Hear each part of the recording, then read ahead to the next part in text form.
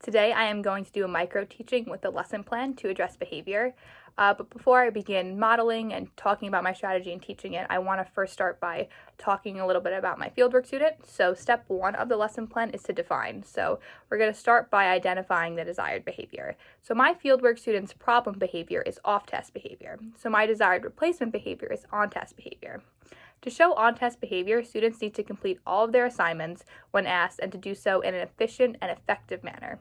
For students who struggle staying on task, they could utilize a self-monitoring checklist during independent work to stay focused and to progress through their assignment, which I will talk about in a little bit.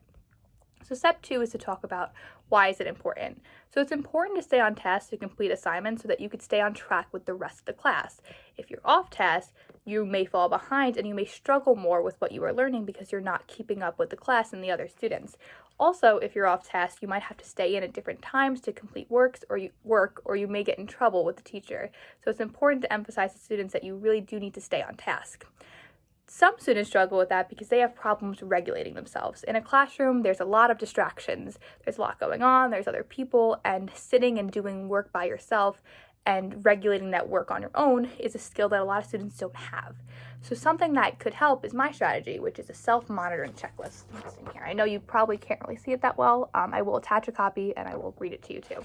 But so this is a checklist. So basically what happens is they will have this checklist on their desk, and every 10 minutes, that's what it could be. You could really pick any time. I just said 10 minutes, but you can do 5 minutes, you could do 20 minutes, you could do that as period, depending on what you think your student needs. So after a certain amount of time, a timer will go off. And once the timer goes off, the student will refer back to their checklist to make sure that they're doing what they need to. So this one says, as I'm working independently, and they could check off that they're working on the assignment, they're not talking to other students, they're not playing with any objects on their desk, they're asking the teacher if they still have a question about the assignment, and they're using extra time to check their work. So the timer kind of reminds students of to think about, what am I doing? Like if they're daydreaming or looking out the window, the timer sets as a reminder to be like, okay, I have to get back to my work. I have to focus now. Let me look. What am I supposed to be doing? I forgot. I was overwhelmed. Let's look. Let's see what I need to do. They could refer back and they could go back to their checklist. And this can continue for the entire period just to keep students on track and so they don't get too far off.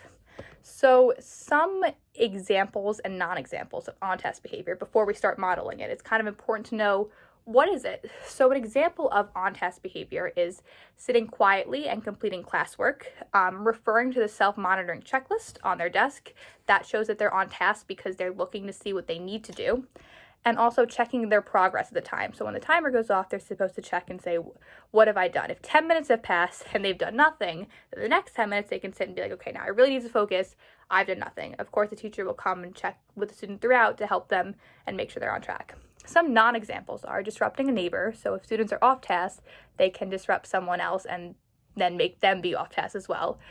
Daydreaming, looking out the window, avoiding work, or not completing assignments. So those are kind of examples of what it means to be off task. So we have to try and get students to be on task and to be completing their assignments. Okay, I just handed you a math worksheet. I want you to work independently before we go to recess, okay? So make sure you're working by yourself on it.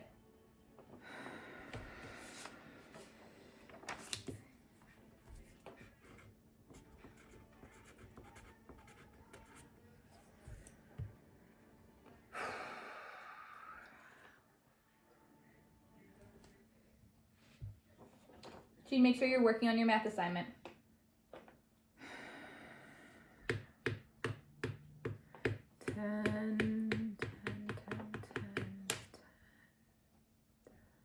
Can you count in your head?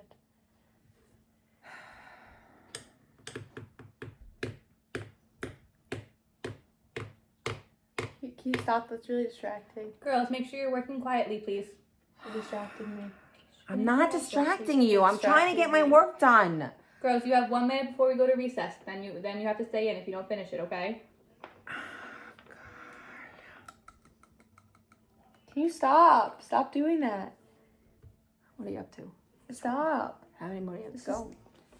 I don't want a lot because of you. Okay, girls, it's time to go out to recess. It looks like you both didn't finish your sheet, so you have to stay in a little bit, okay? Come on! It's because of you. No, it's not fair. It's 'cause of That's you. not nice. So the last scenario we did was an example of off-task behavior, and they both were not able to go outside because one student was distracting the other. So now I'm going to give out a self-monitoring checklist. So I'm going to give this out to both of you. I want you to work independently. When the timer goes off, I want you to check your checklist and check off what you're doing to show that you're doing your work correctly, okay? So I'm going to set the timer, and I want you to start going to work.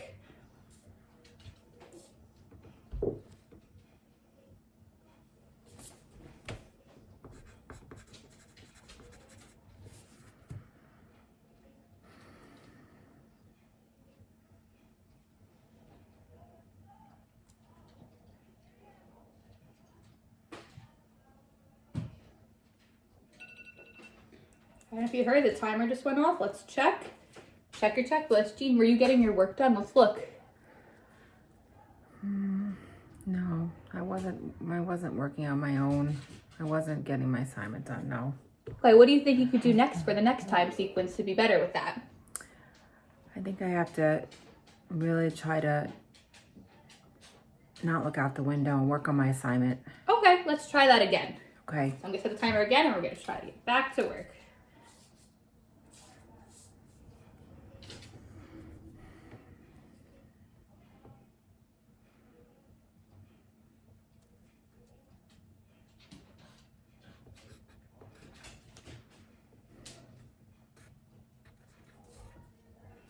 Okay, the timer just went off again. Can I check mine off? You could check, did you do your work? I did. So you could check it off right now. You Good. do your work? Yeah. Great job.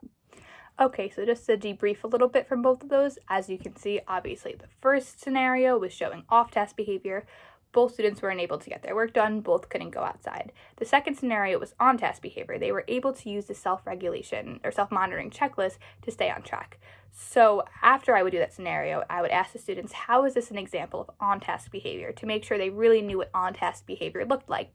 And I would lead them and prompt them to give me answers as that they were following the self-monitoring checklist, they got their work done, and they understood what they did wrong and how to fix it. So I would test after to ensure that students really understood. So after I asked that questions, I would do things like weekly scenarios. So just like the scenario you just watched, I would do that weekly with them to kind of understand. I would do different types with different settings so they really know what behavior is. I also would do one-to-one meetings with the teacher to check the progress. So as you can see with that scenario, one student really did, that was Jean, she really did need the checklist. She had problems focusing and she was annoying the other student, who was Rachel.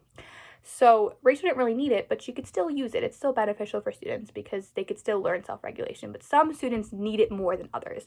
For the students who need it more than others, we can have weekly progress meetings.